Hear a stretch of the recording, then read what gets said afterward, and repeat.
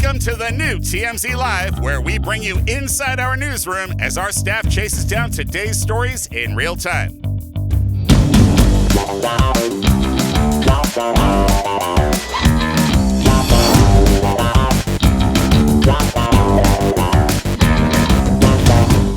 Welcome to TMZ Live. So there is a documentary on Netflix about The Biggest Loser, the TV show. It's called Fit for TV, the reality of The Biggest Loser. And they go through some of the hijinks on the show, dangerous hijinks, according to the show's producers, some at the hands of one Jillian Michaels. Yes, according to this documentary, which Jillian did not participate in, but a lot of the producers did, Bob Harper did. Robert Huizinga, the doctor on the show, did. And they were all critical of Jillian. At different times throughout the course of the show. Now, we spoke to Jillian this morning about this. She is very upset and is considering what I would imagine would be a pretty hefty lawsuit against Netflix, against the producers. So she says that there are so many lies, this is according to her, in this Netflix documentary. She says she has all the emails to prove it, and she's sending us emails. Yes, now, and we've seen some of them. Long. I talked to her for 20 minutes this morning, and it was on audio, and she had a lot to say. Let's start with caffeine, because that was a big deal on the show. Yes, in the documentary, they go into this whole incident where Jillian on the show had been penalized for giving caffeine to one of the contestants. Now, I didn't see the show, but what she said was that they tried to paint it as if caffeine was prohibited on the set. And Right. she said, absolutely not true. Caffeine was never removed from the show. And then I have an entire email chain with the show's producer and the show's nutritionist asking why Dr. Huizinga had just taken this away, because they were drinking unlimited amounts of coffee. So let me ask you this, though. Why then were you penalized on the show for giving caffeine? Because I personally gave it to them, and in my contract it says you're not allowed. I'm like, we've been allowed to give them this for seasons. Why are we not allowed to give them this now? They're taking unlimited amounts of coffee. And then Lisa Hennessy says to me, she goes, Jill, don't worry about it. Just do it. It's fine. So that's the executive producer. Right. So she said the executive producer told her do it. So she figured, well, that trumps what the contract says, so I'll do it. Right. And the fact that she personally, I get her point. Like, if they can drink unlimited coffee, what's the problem point? with her giving them a caffeine pill? Right. They're getting it anyway. And she said they were doing it and anyway. it was unlimited. So why, if you're gonna have unlimited coffee, why are you limiting the caffeine pills they can take? That's definitely confusing. So, there were a couple of other, she has a lot to say. And by the way, you can go to our YouTube channel. We have the whole 20-minute interview there. And it really is interesting, especially if you've seen the documentary. I think you want to hear this. Because, like we said, she never had a chance to really rebut anything that was said in the documentary. And she said chose not to. she chose not to. She said because she thought this was a hit piece. And part of the reason that I think she chose not to, she knew that Bob Harper was participating, and it is very clear that there has been a bad rift between them. And she talked to you about what went wrong, because there was certainly a time, she describes it as a friendship. It is clear that no longer remains. What caused the bad blood between the two of you? Harvey, I don't know. It's been like this always. That's all I can tell you, is it's always been like this. And if you look historically at, let's say, an Andy Cohen appearance with him on it, he'll be saying negative things about me. If you look at the show's reboot, he'll be saying negative things about me. If you look at this documentary, he'll be saying negative things about me. So she goes on and on. We even asked her after his heart attack.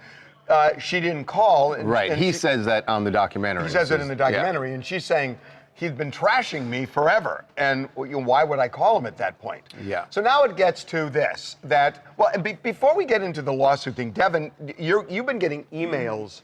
Yeah, I mean, she has a bunch of email correspondence with different people basically in the Biggest Loser, The production, people, doctors and whatnot, which is disputing a lot of things that I think were made in this documentary. Like what? The caffeine pills thing, about the fact that... So you're seeing emails on that? There's emails where she's talking about how different people are like, were well aware about like, oh, you have these caffeine pills, and speaking with ex-contestants where they were like, hey, what were the caffeine pills we were getting when I was on the show, because they were trying to get them after. Things like that. There's also things where I don't know exactly what was said in the documentary, but there's some claim about them not wanting to feed the contestants and having really low calorie diets. And there are emails with her where she was pushing back on that, basically saying they need to be up to 1,600, they need more food in the fridges. Right, because we're working them out. If we're going to work them out this hard, they got to have some calories. So. I'm trying to think of what the other... And the other thing too is, and again, I'm speaking out of ignorance here because I did not see the documentary, but there was a doctor on the set, Dr. Huizenga. And Dr. Huizenga, by the way, who is in the documentary, and the way it's been described to me is, at times said that, look, I wasn't aware of things that were happening. But that's his job.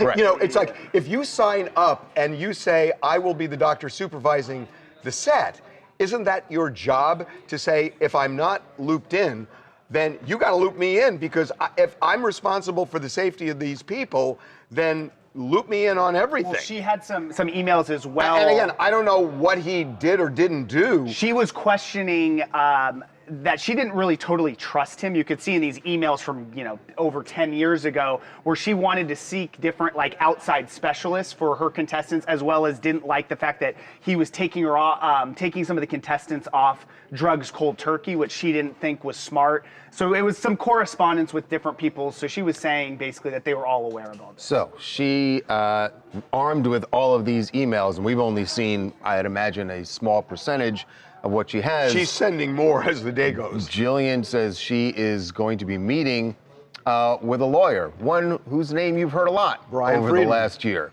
Brian Friedman, and this is what she's going to be talking to him about. He knew that it was going to be a hit piece, and I was like, I'm not participating in this. This is not going to be good.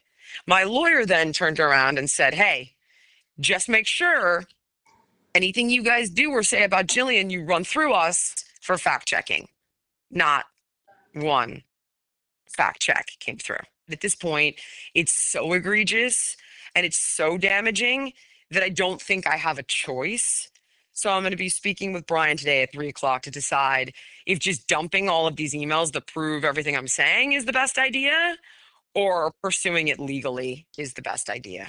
Yeah, and I mean, her other main point, I feel like, to you is that she felt like these people that were running The Biggest Loser were always out to get her, and they would try to, put fake stories out in the media, and they would trash her behind the scenes. Why? She feels like based on what she said to you, she feels like they were trying to make her the villain all along. Like, but I guess she would be painted as the villain on the show. Why? Did they feel like Maybe what they were doing was wrong?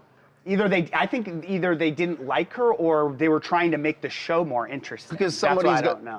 And they talk about this in the documentary, that yes, you had people there who were very serious about weight loss and needing, some of them for their health, needed to lose weight, but they were also producing a TV show. And they are kind of open about this, said that we're producing a TV show. We had to make it interesting. And you know that when you're producing a show, you got to have conflict.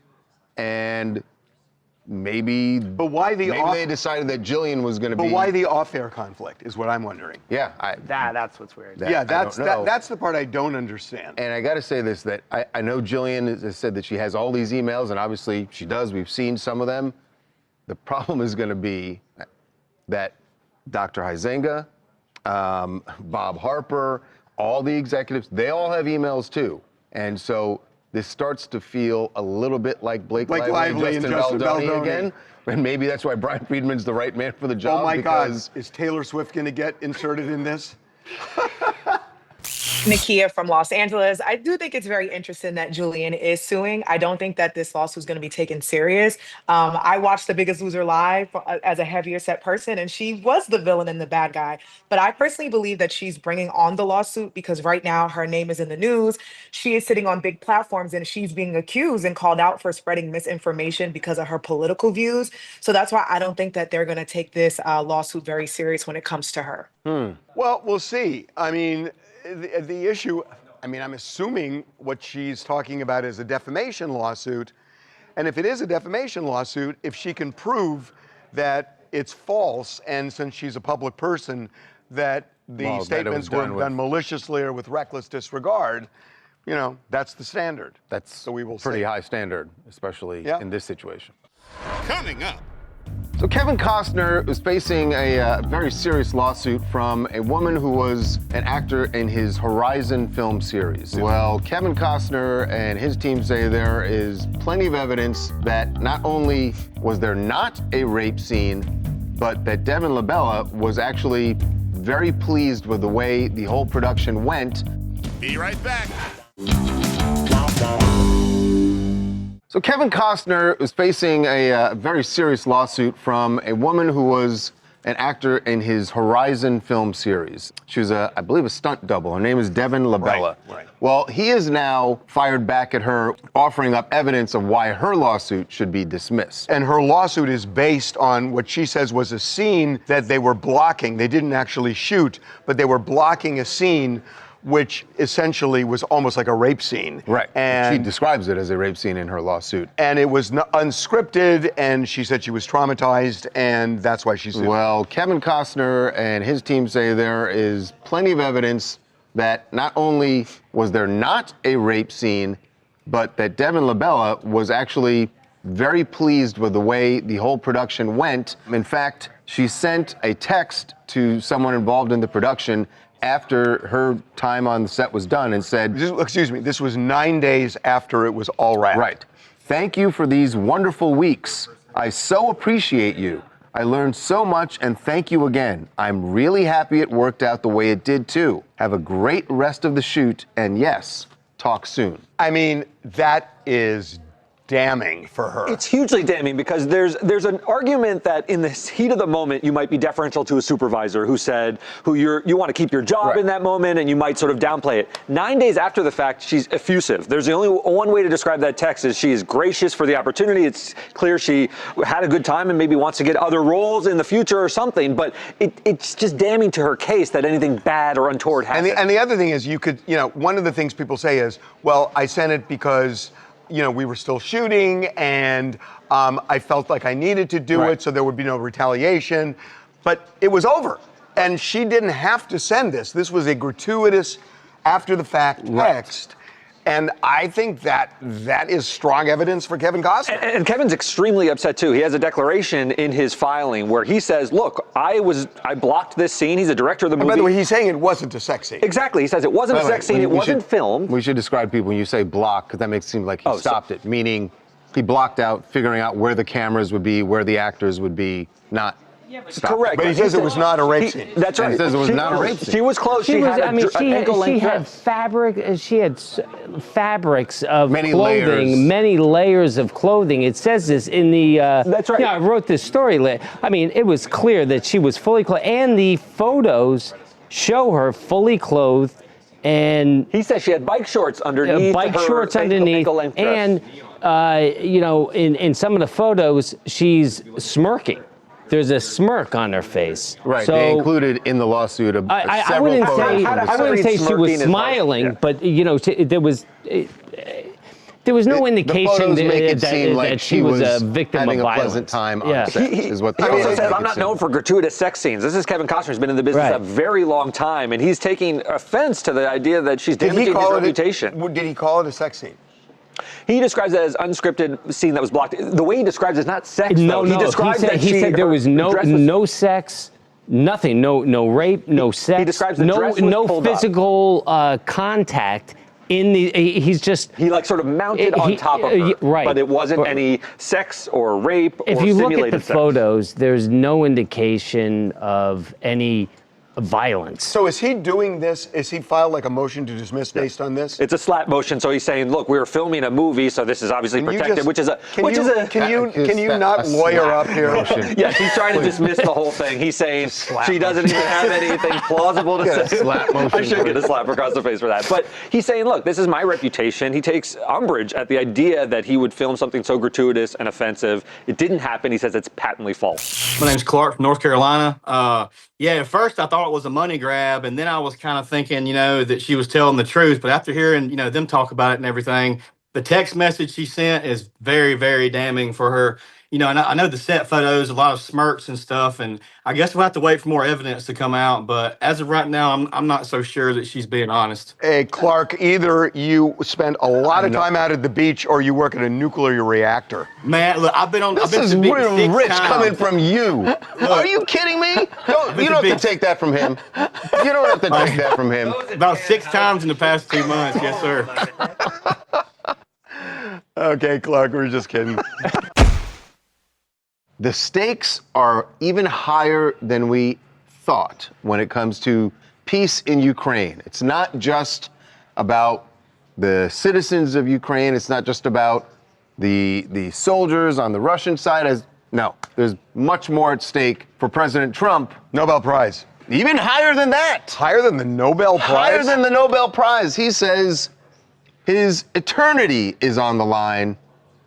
I wish I were joking, but I'm not. This is what the president had to say about why it is so important to hammer out a peace treaty over the war in Ukraine. If I can save 7,000 people a week from being killed, I think that's I want to try and get to heaven if possible. I'm hearing I'm not doing well.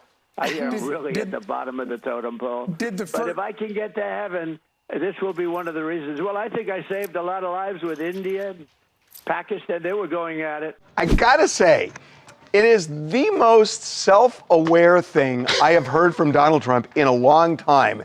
And I'm not trying to judge him. Which part? The part where he said bottom of the totem pole? I'm at the bottom of the totem pole. It's funny. I think he's making a joke. The whole thing I is a agree. joke. I agree. It's funny. Yeah. But I wouldn't have expected him to say that. I think, to your point, what he's really talking about here is he's, again, making the case for the Nobel Peace Prize. That's what he's really. Right. Which, he's framing by it. the He's way, framing it a incredibly joke about deserving, heaven. by the way, which I know you both agree with me on. He's framing it. He's It hasn't framing it a happened joke yet. about heaven. No, but honestly, just off of the conflicts he has already resolved, he probably deserves it. But if he is able to stop a war that has already killed like 400,000, 500,000 people, that'd be pretty remarkable. No, I mean, if he stops the war, but would you say if he stops the war, does he deserve it? Well, I don't know who else is up for it. Yeah. Okay. I don't know who else is up for it. Do you know who he's running against? No. I mean, I didn't even know it was like. Is that how it if goes? somebody cures if somebody cures cancer, I mean, I don't know. Well, that's maybe they not can a give Nobel two. Peace Prize. Right. That's like would be a medical well, I science guess it's or not a something, Nobel right? Peace Prize. Yeah, that's not Right. really a But Peace Prize. It'd be a great accomplishment, I think. this point still is that is Russia giving up anything? Right. Is he demanding that Now, Russia give up anything? You should say, we had, you do this, by the way.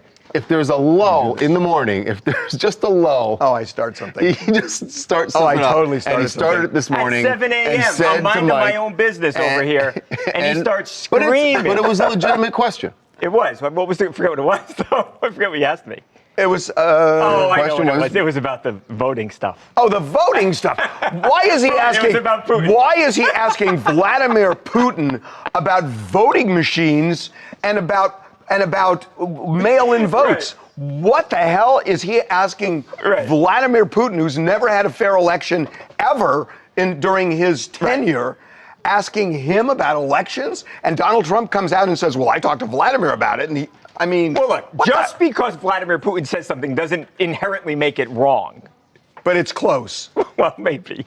But yeah, you started a fight with me for no reason. Hi, Harvey, Charles. It's Letitia here in Dallas, and I hope somebody tells President Trump that getting into heaven doesn't really work like that. You can't say, "Hey, God, did you see what I did yesterday?" You have to kind of live the whole thing, and it's a whole life situation. You can't just do one thing and get a golden ticket thinking you're going to get into the pearly gate. It just doesn't work like that. I know this is controversial. Here we go. But this whole concept of heaven is ridiculous. I'm sorry. Coming up, Our next guests, they're food influencers. Patrick Blackwood and Nina Unrated, they survived that. You must feel incredibly lucky knowing what could have happened here. 100%.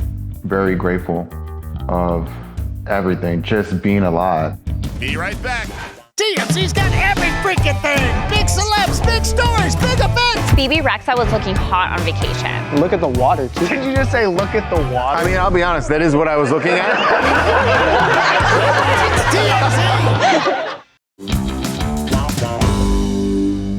Being an influencer on social media is dangerous work. As life-threatening sometimes. Yes, and as we are about to show you, our next guests were food influencers on social media, and they were at a restaurant in Houston, sitting down to have a meal. They were recording it when suddenly an SUV came barreling through the restaurant, and right where they were sitting, they literally cheated death. Watch this video, and they're going to be here to talk about this. Boom.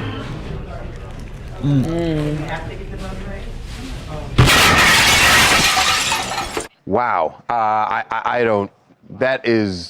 cannot imagine what was going through their minds in that moment. But you just saw that was Patrick Blackwood and Nina Unrated, and they survived that. And they are joining us now to talk about the experience. Nina and Patrick, welcome to TMZ Live. Thank you for having me. Thank you. What I can't figure out is I'm looking at you two and I don't see a scratch. And the way that glass shattered. Oh, there you go. There you go. Yeah. Oh. No, we also saw the video of you guys in the ambulance going to the hospital. So. You want to show me your thigh? Yeah. I can show my thigh too, but got stitches here. Oh, my God. Oh, my so you really did? I didn't know you got hurt that way. You must feel incredibly lucky knowing what could have happened here. 100%. Very grateful of everything, just being alive, just seeing the next day.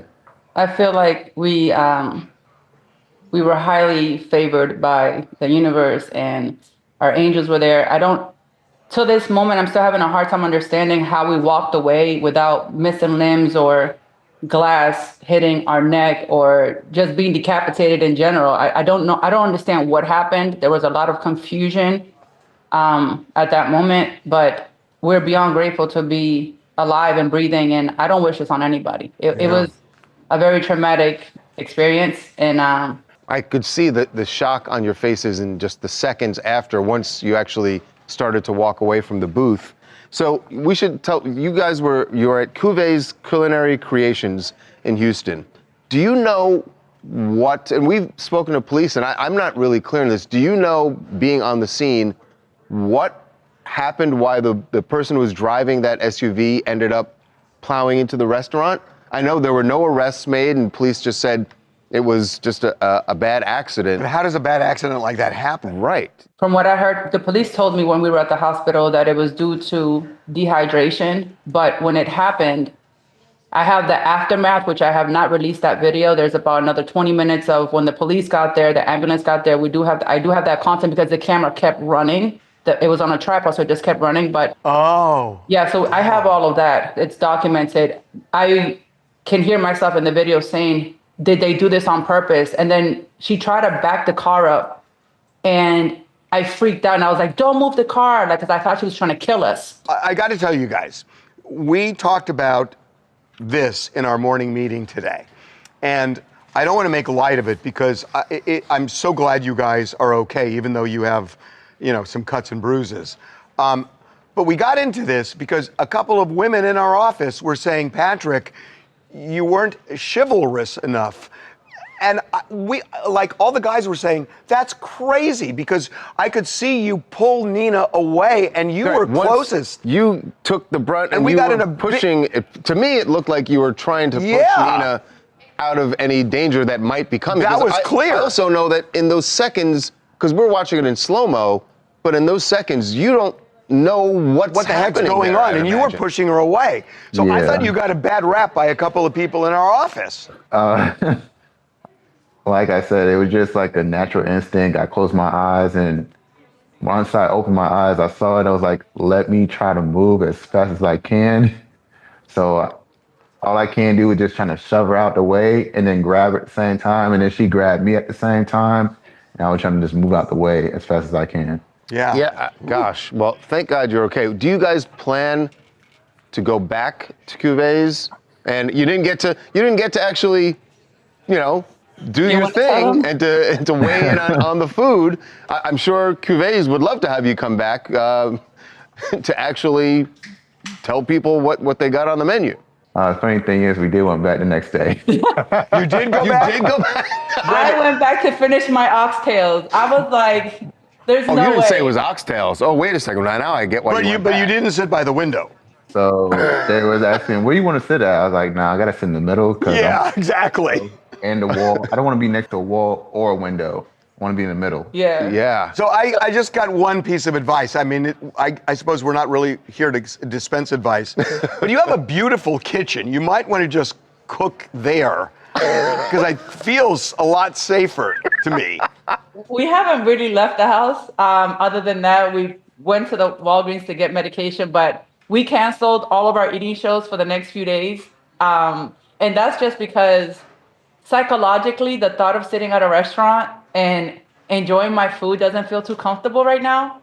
But I'm hoping that I can shake it off within the next few days. So we just decided to cancel. We're booked every single day at a different restaurant. We never eat at the same restaurant twice unless if it's like amazing food. Cuvées just happens to be one of those places where we hit home with the soul food. I mean, this man can cook, okay? He can cook. So we went back for the main reason, not just to eat the food, but also to put their mind at ease and to let them know, like, look, there's no hard feelings on our end. We don't hold any grudges. We're not angry. We're not upset. We're just glad to be alive and we're grateful. Did they at least comp you? They sure did. Oh, good. Okay. You know what? His wife showed up at the hospital to see if we were okay. Now, they responded immediately. They called the police, the ambulance, the fire department. We were taken away in the ambulance. CAT scans, MRIs to make sure we weren't internally bleeding. He has some extra procedures done because he's an athlete, so they had to check him out. But his wife showed up, Mary, and she was like, I know you don't have any family or friends, so we just wanted to make sure that you guys are okay because it's only us in Texas. Like, we don't know anybody else here. Right. Well, we're really, really happy that you're okay. You guys are great, so thanks for coming on. Appreciate it. Thank you so much for having us. Thank you. Coming up. Chris Pratt, we should say, has never said anything about his politics. So, how does he feel about the RFK Jr. situation? How does it sit with the family? He talked about it with Bill Maher. I think he's great. I think he's funny. He's wonderful. I like him. Be right back. Welcome back to TMZ Live. There's a Kennedy situation that we got to talk about. I always thought this was interesting. Chris Pratt is married into a family that is traditionally known as like the Democratic Party family, right? Well, in the past, In the past, yes. certainly. But now you have RFK Jr., who by the way, is a Democrat. Democrat, but is in the cabinet with President Trump. And supported Trump in the election. Supported Trump very vocally.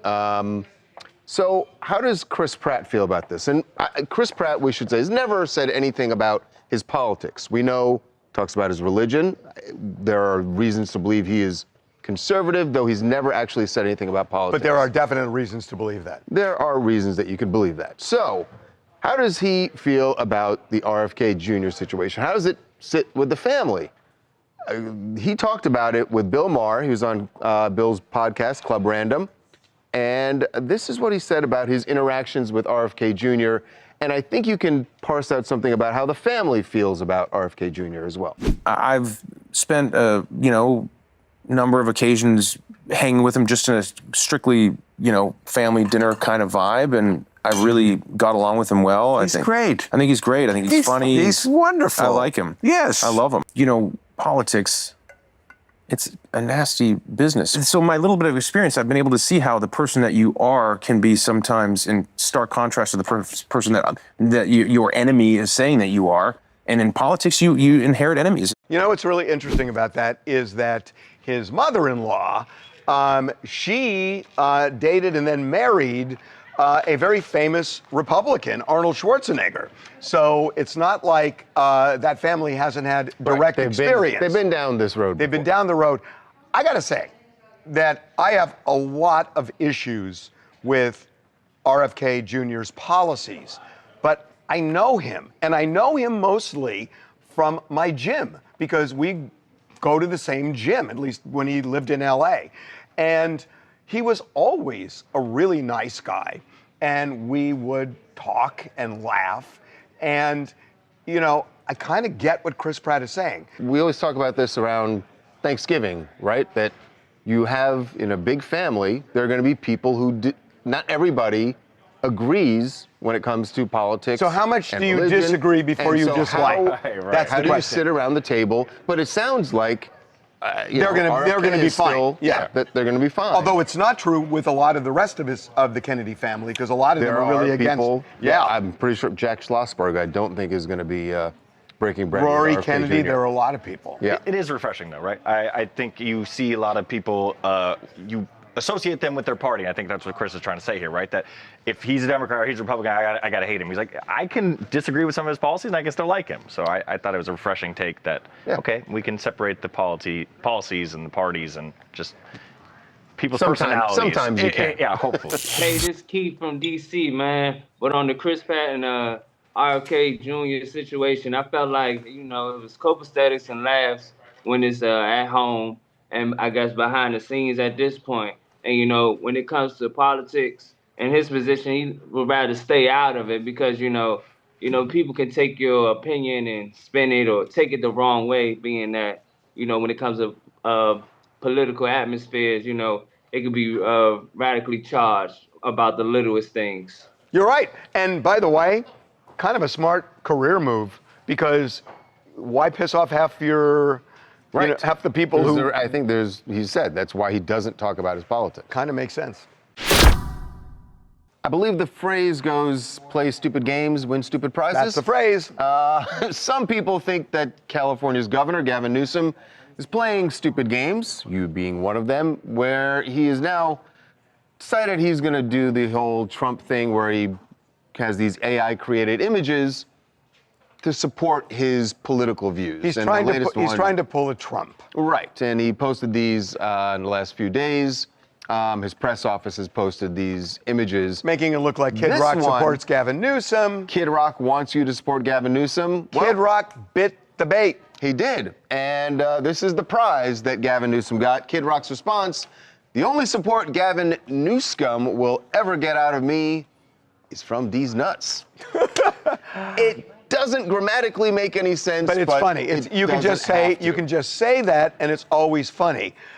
But I'm surprised Kid Rock did it because to me, now you've elevated. You've totally elevated what Gavin Newsom did. Image. And look, again, I'll say it again. I think what he's done with this redistricting thing is brilliant. The way he's counteracting what's going on in Texas.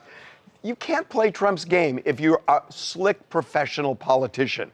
And simply, that's what Gavin Newsom is. And you can't play that game well. And he's playing it. But now Kid Rock bit the bait, and so in a way it worked for Gavin Newsom. Yes, I think so too. I think if Kid Rock had just kept his mouth shut, this thing just goes away. I didn't think his response was like, ha ha. What's so funny about it? Oh, come on, Jamie. Are you really going to argue that saying D's nuts is like funny? Is like saying duty. You just laugh. I mean, duty. What? Right, I'm not He's laughing at you saying duty. I'm laughing that you still think duty's funny. I've only laughed at Show Anakin. Show Anakin. Watch. Show Anakin. I'm so the wrong person for this. Duty. See? That's because you said I know. See? We're laughing at you thinking that duty is funny. We're not laughing because it's funny. My name is Carol. I'm in Nashville. I think that I was very surprised to see this image. This is the first time I've seen this image. I feel like if I was a politician, which I am not a politician, that there's plenty of issues that need to be dealt with in a serious way. You know, look, you could say that to the president too, and I think Gavin Newsom would say, I'm just playing his game. By the way, Gavin did have a response to Kid Rock.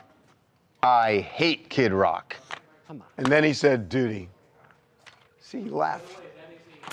Coming up, If you're in Vegas and you find out, you're going to a club and you find out. A very hot club. Hot club. Excess.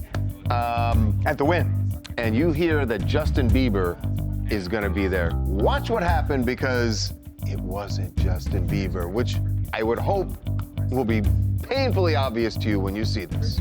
Be right back. If you're in Vegas and you find out, you're going to a club and you find out. A very hot club. Hot club. Excess. At the Wynn. And you hear that Justin Bieber is going to be there. You beeline it for the club. You go right to that club and you're lined up, you're ready, you're waiting.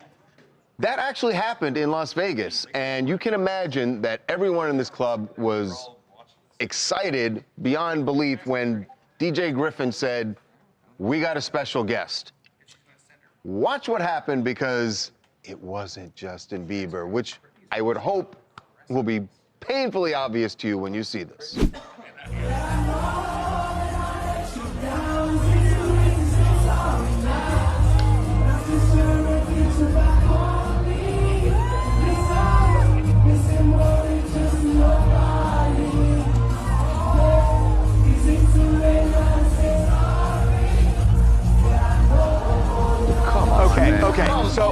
So listen, Come on. you got something wrong. Give Bieber you got something some credit. Look at that move. It's not Bieber. I know. Bieber's not. You got this whole thing wrong. Nobody is running to the club because they think Justin Bieber's there. Everybody was in the club already. Right. This guy goes up to the DJ. The DJ says it's Justin Bieber, and he just plays along. The club, XS, has copped all this and says that they got rooked by this imposter. But he didn't get rooked. No, they did, because the reason the DJ told everybody there's Justin Bieber about to come up is because the club got wind that Justin Bieber was coming. Well, how do you know he said that? How do you know? Bieber's people contacted the club. Okay. Bieber's people contacted the club, said he wants to come in, wants to do a song, and they were all excited. They're like, great, bring him in. Daniela. He shows up with his entourage. Daniela, put a shot up of Justin Bieber without a shirt, and put this guy up, and there is no way that you're gonna think this is Justin Bieber. Exactly. Period. It's not. So if the club got duped, they should open their eyes. So the problem they was... threw this guy out of the club. So the problem And it's was... like, what did he do? They just said, go up. They should throw him out of the club. It's not Justin Bieber.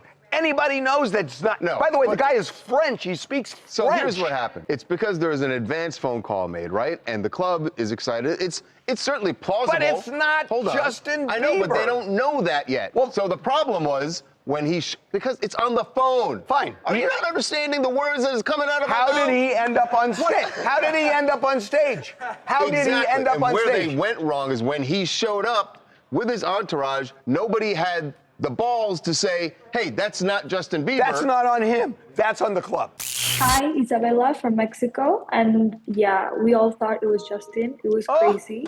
We were on a bachelorette and everybody started crying, shouting because it was Justin. Okay, so you were in the club. You were in the club. Did you was that your video? Yeah. Did you not know right away it's not Justin? I mean, we were super excited. We were very drunk, so we were like, it's Justin. This is the other factor. Okay, you're this drunk. This is the other factor. So nobody in the club, everybody's just drunk or whatever, and they're like, Justin Bieber. Were you down with throwing this guy out of the club? I mean, I had a great time either way. I would like to see him, the real one, but I had a good time. Well, you're gonna have to pay if you want to see the real one. Yeah. Coming up. Justin Bieber's former manager, Scooter Braun. We got him out in Beverly Hills, I believe. We talked to him about Taylor Swift. Now, this is always a very touchy subject with Scooter for obvious reasons. Remember, Taylor got very emotional talking about the moment when she got her music back. Even though she didn't buy it directly from Scooter, this is how Scooter chose to handle this. There's a reason that he's doing it this way. Be right back. So, pretty appropriate. We were just talking about Justin Bieber, or the fake Justin Bieber. Now we're talking about the real Justin Bieber's former manager, Scooter Braun. We got him out in Beverly Hills, I believe. We talked to him about Taylor Swift. Now, this is always a very touchy subject with Scooter for obvious reasons. We know how Taylor feels about him. She talked about it on the podcast last week on New Heights, although she never said his name, but we knew who she was referring to. So, how do you put it to Scooter if you want to ask him about the podcast? Did he watch it? did he see? Remember, Taylor got very emotional talking about the moment when she got her music back. Even though she didn't buy it directly from Scooter, this is how Scooter chose to handle this. There's a reason that he's doing it this way. What are your thoughts on her new albums and people talking about she should be in the Super Bowl? What's your thoughts on all this? Oh, no comment? I wish everybody the best, and always. I got to tell you That's something. all he can say. Yeah, but I got to. That's all he can say. No, he could say more. No, he can't. Do you remember? He could say more. When she got the music back, he said something so nice and so congratulatory to her, and he got slammed for it. I get it. Right, But so he feels like he can't say anything. No, but he can say things. I will tell you, I know him, and I have talked to him about Taylor Swift both on and off the record over a period now of years. He has never, ever said anything bad about her to me. I know. That's my point. But I'm saying authentically, he's never said anything bad. He did say to me, look, we offered her the catalog back in the day, and they didn't want to buy it. He said that much, but he has never said it. Now you've just stepped into some very murky Well, waters. no, because that's the dispute for her. That whole contention, she got very personal with him. And maybe she has a right to, maybe she doesn't have a right to. He's never done it. I will say this, you know, you can say whatever you want about him, but he's never said anything bad about Taylor and never said anything bad, to me at least, about Justin. Hi, I'm Allison from Dallas, Texas. I agree. Scooter really can't say anything except for I wish everyone the best. We both know that he and Taylor have been going through this beef for years now. And if he said anything other than that, he would be at the wrath of her fans. And I don't want that. I know I don't. And I'm sure you wouldn't either. So I would keep it very cute too. Yeah, and that's probably true. But what's going to happen at the Super Bowl when Scooter wants to go to the Super Bowl and she's performing? She can't block him getting tickets. Give me a break. What else do you guys want to talk about? Hi, I'm Itzy from Houston, and I'm commenting on the Jillian Michaels potential lawsuit against the Biggest Loser documentary. I think if she's claiming to have all these emails and text messages on her social media, etc., then why not go on the documentary and prove that? I feel like she had all this time, all these years to protect her integrity, to show that she's a true hero behind this, so why not come out before it? She said she believed it was a hit piece. Would you go on knowing that they can edit it the way they want to edit it, and know if you really believed it was a hit piece documentary? Would you do it? Perhaps not, but she's showing all the receipts after the fact that the documentary came out. Right. I think I would have been proactive. I get exactly why Jillian did what she did, if she believed what she says she believed. Coming up. So Kim Kardashian has somehow entered the world of Post Malone's pants. This better be a Skims deal, otherwise well, I don't know what we're talking about. It is. Be right back. So Kim Kardashian has somehow entered the world of Post Malone's pants. This better be a Skims deal, otherwise well, I don't know what we're talking about. It is, because look at this picture of Post Malone wearing Kim's male Skims. And I gotta say, he pulls it off. Is it the color of, I don't understand because he has so many tattoos. It's the shorts. It's the first time camouflage worked. Oh, it's so camouflage. It is camo. It's All right, camouflage. that's what I thought. Okay. It actually works. I didn't know until our morning meeting today. Male Skims is a thing. This is just athleisure wear, right? It's not supposed to slim anything, because you wouldn't want to wear that. Like, that's not where you want to slim anything down. It's just comfortable. Yeah, that's all it is. As they say, D's nuts.